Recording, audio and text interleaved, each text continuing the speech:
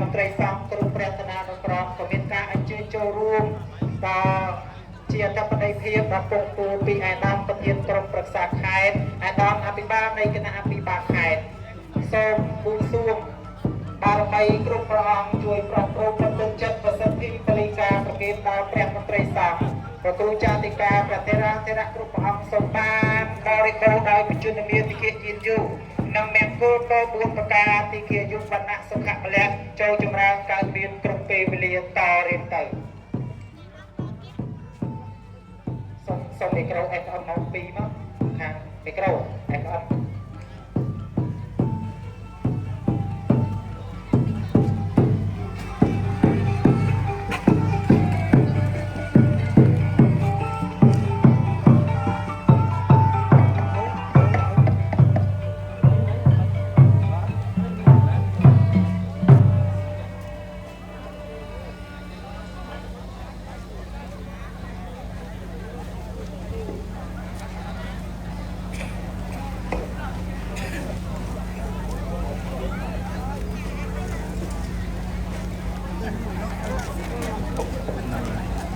លោកតា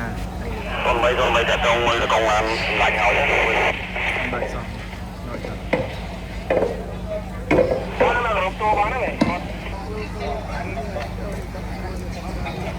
con bây giờ bạn sẽ phong ngồi chứ mẹ quan tâm bây giờ ra đỡ này alo mới lên đây này rộp tô lại rộp lại lên ok đây này rộp tô